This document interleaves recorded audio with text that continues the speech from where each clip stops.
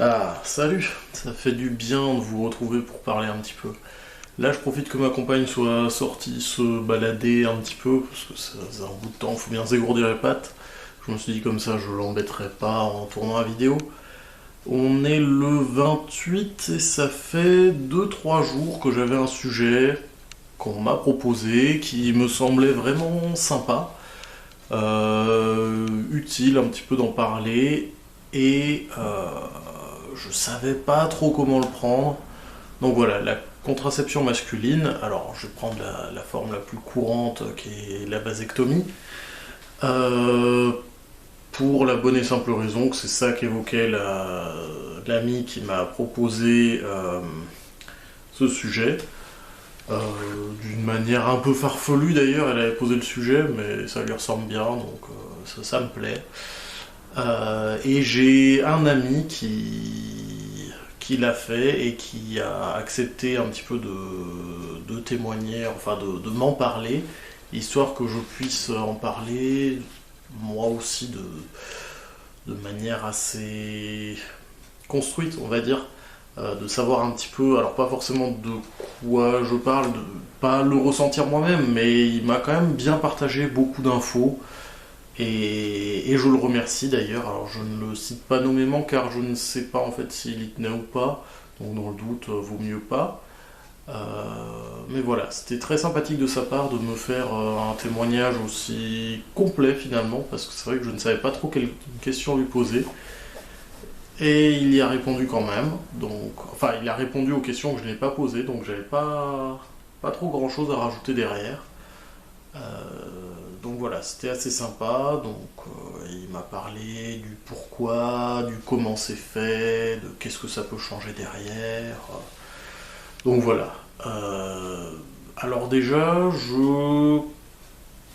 lui n'avait plus envie d'avoir d'enfants. Si je dis pas de bêtises, il en a deux, peut-être trois, mais dans ce cas-là, je vois pas le ou la troisième. Mais voilà, il en a deux et enfin, ceux qu'il a lui suffisent largement et il me disait même, je pense qu'il apprécie énormément ses enfants, il n'y a pas de souci là-dessus. Mais que si c'était à refaire, il n'en aurait pas fait.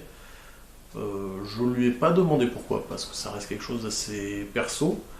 Euh, mais voilà, lui c'était surtout ça, c'était ne plus faire d'enfants, sans qu'il y ait forcément besoin de la contraception. Après, il est dans une vie assez particulière, donc enfin, disons que c'est pas la norme, euh, qui est d'avoir plusieurs partenaires assez régulières.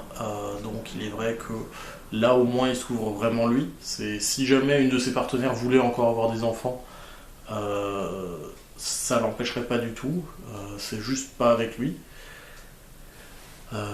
Bon, lui m'a dit que c'était pas ça qui jouait véritablement, mais c'est aussi finalement, lui il trouvait que c'était un petit peu de sa responsabilité puisque c'est vraiment lui qui ne veut plus avoir d'enfants. Il trouvait pas ça cohérent d'imposer à sa partenaire. Il va pas apprécier que je dise principal parce que je sais qu'il est assez anarchiste au niveau relationnel, mais voilà, sa compagne, celle avec qui il partage vraiment sa vie courante, celle avec qui il a eu ses enfants tout simplement. Je sais plus comment j'ai commencé cette phrase. Flûte. Enfin bref, c'est. Je sais plus du tout. Et vu que bon, vous me connaissez, je fais qu'une seule prise, on va juste arrêter la phrase ici. Et puis tant pis, si jamais vous avez des questions, vous mettez-les dans les commentaires. Je verrai si je peux y répondre.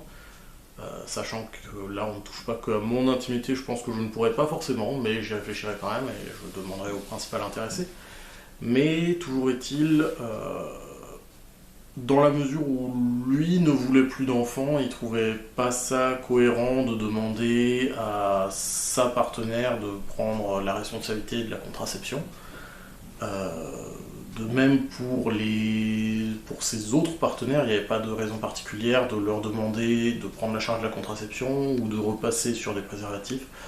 Enfin voilà, après je ne sais d'ailleurs pas du tout comment est-ce qu'il gère niveau préservatif par rapport à ses partenaires. Je sais que moi dans mon cas, on on a de la chance un petit peu de ce côté-là. Niveau contraception, on était pas mal niveau timing, donc là ça va avec le confinement, il n'y a que nous deux, donc la question du préservatif à but prophylactique et non pas contraceptif, c'est-à-dire protéger de la propagation des maladies, donc là on parle des maladies vénériennes surtout, la question ne se pose pas puisqu'il y a juste elle et moi. Et sinon ça aurait peut-être quand même fait pas mal de coups, et j'ai vu passer quelques photos, il paraît qu'il y a déjà certaines enseignes où ces rayons-là ont été dévalisés aussi, puisque les gens ont commencé à comprendre que oui, confinement, on peut aussi s'arranger des fois pour le faire à deux. Enfin voilà.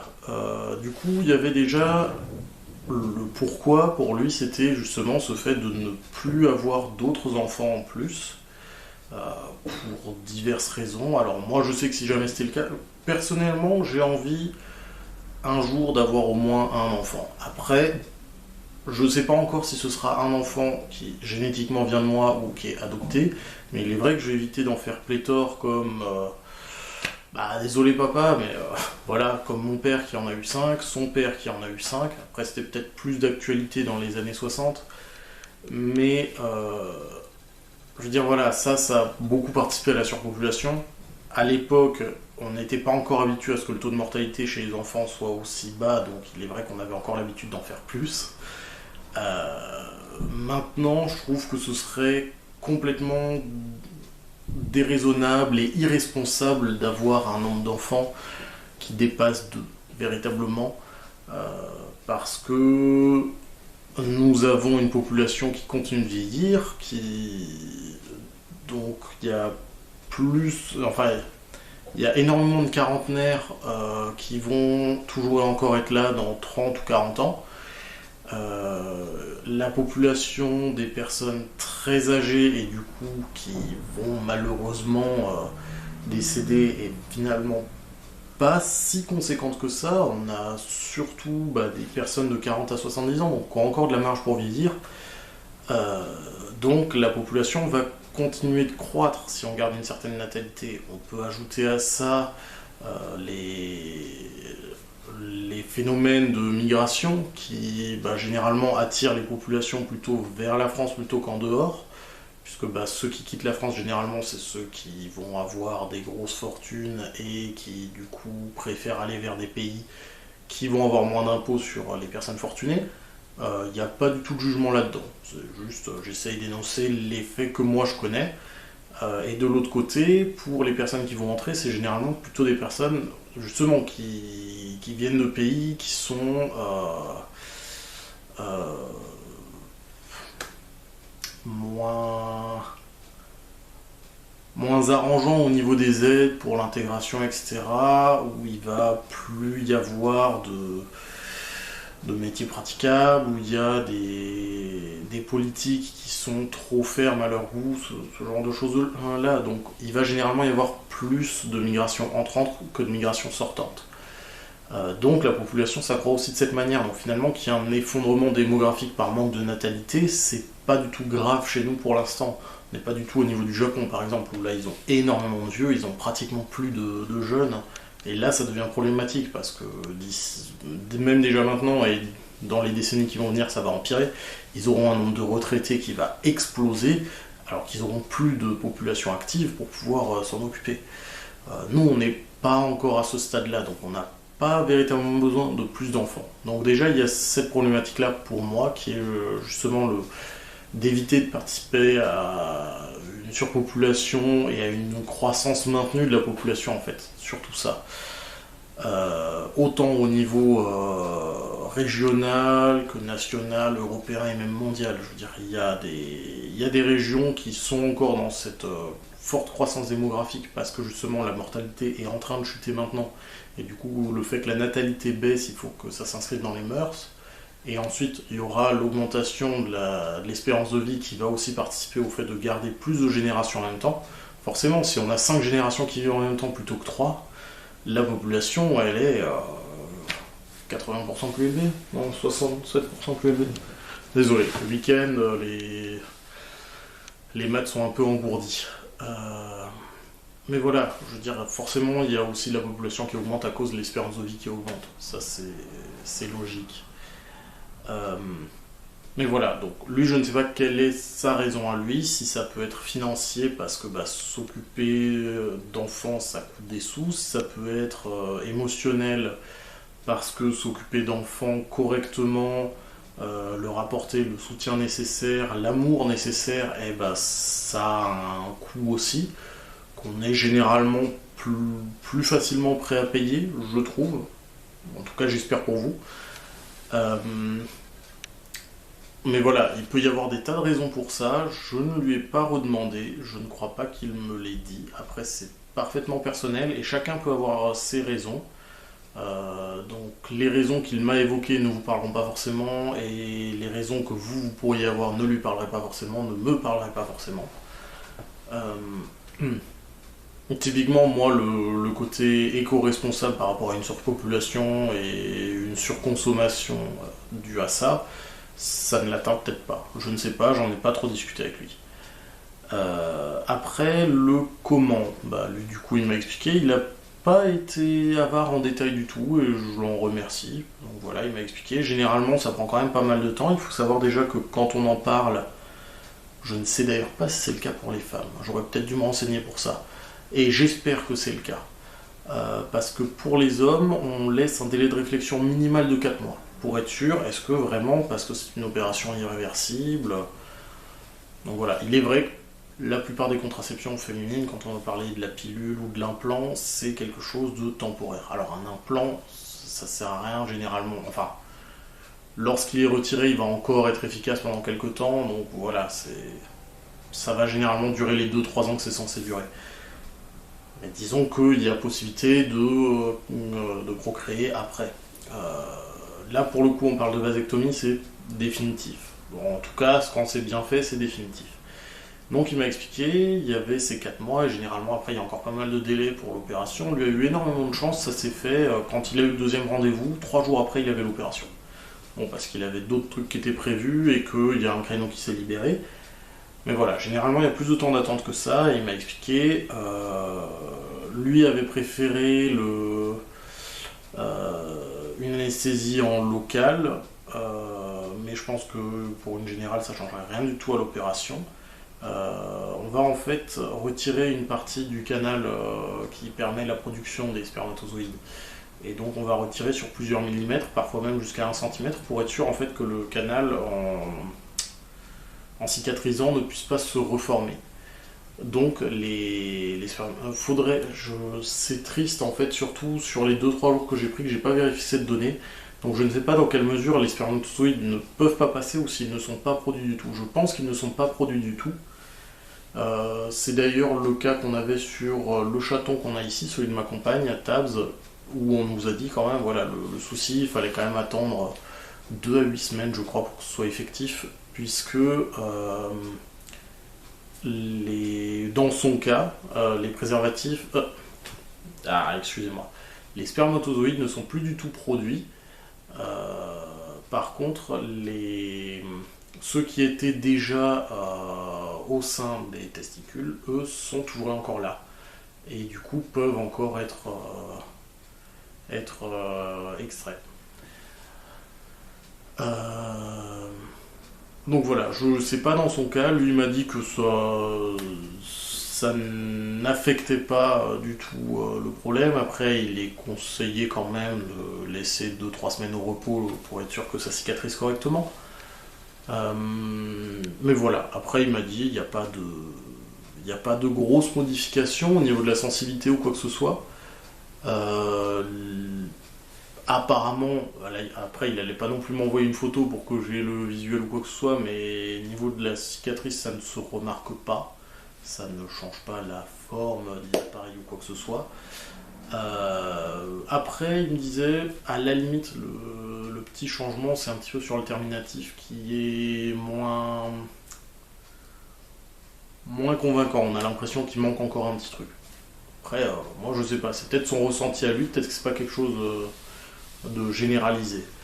Mais voilà, alors aujourd'hui on s'est finalement assez peu écarté du sujet, mais je trouvais que c'était plutôt cool de pouvoir en parler vraiment correctement.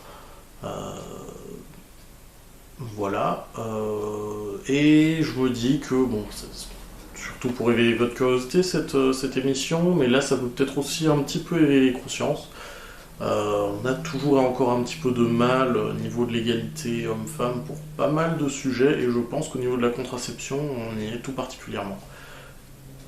Parce qu'il y a toujours et encore dans une relation qui va être entretenue, surtout quand elle est exclusive, on va vouloir pouvoir se passer du préservatif histoire d'avoir plus de sensations l'un envers l'autre. Euh, et généralement, on va opter pour une option qui va être plutôt contraignante pour la femme, et généralement plutôt coûteuse pour la femme aussi, puisqu'il y a toujours encore des problèmes au niveau du remboursement. Alors moi je suis pas directement impacté, mais je trouve ça toujours encore absurde et grossier que la pilule ne soit pas intégralement remboursée dès le moment où on ne prend pas la pilule standard, etc. Sachant qu'il y a des tas de personnes qui vont pas supporter correctement, enfin, qui vont avoir des effets secondaires parfaitement indésirables à cause des excipients qu'il va avoir dans les formules classiques qui vont être intégralement remboursées. Donc, il me semble intégralement remboursées. Là vraiment j'aurais dû me renseigner, je rentre sur un point assez touchy. Je m'en excuse. Moi, c'est le souvenir que j'en ai au gré des discussions, que ça fait quelques. Ça doit faire une demi-douzaine d'années quand même, que la classique est intégralement remboursée enfin. Mais voilà, je pense que pour quelque chose de plus concret, définitif, pour un couple qui est déjà établi, qui a déjà eu ses enfants, ou qui a déjà été clair sur le fait que non, il ne voulait pas d'enfants du tout, surtout quand c'est monsieur, je pense que ce serait à lui de prendre la charge au niveau de la contraception. Parce que, comme je le disais, niveau impact, il y a zéro derrière. Vraiment zéro effet secondaire. Euh, et, et parce qu'on ne sait pas de quoi est faite la vie après. Et si un couple casse et se reforme, il y a finalement plus de chances, je pense, que madame ait envie de pouvoir à nouveau ressentir, enfin, de pouvoir avoir à nouveau une grossesse. Il y a ça aussi, tout simplement, c'est la grossesse, c'est la charge de la femme. Pourquoi est-ce que la contraception ne pourrait pas être la charge de l'homme? Après, c'est mon avis, vraiment à vous de juger derrière, de vous faire votre avis. N'hésitez pas à vous renseigner par rapport à tout ce qu'il peut y avoir derrière. Et voilà, je vous laisse là, le speech habituel, donc si vous avez apprécié, pas apprécié, si vous pouvez me dire un petit peu le pourquoi à la limite, même si vous êtes plutôt neutre, que voilà, vous avez trouvé que c'était une vidéo correcte mais sans plus, n'hésitez quand même pas à lâcher un commentaire, ça me permettra de savoir un petit peu comment améliorer les vidéos. Et si vous avez une idée de sujet, surtout n'hésitez pas, là j'en ai 2 ou 3 en rab, qu'il faudra que je réfléchisse parce qu'ils sont plus ou moins sérieux, plus ou moins faciles à traiter. Mais ça peut toujours être sympa d'avoir de nouveau d'autres idées venant d'autres personnes. Ça me plaira peut-être. Peut-être pas, on ne sait pas, mais peut-être. Et voilà, n'hésitez pas à partager si vous connaissez des personnes à qui ça peut plaire. Salut, on se revoit une prochaine fois.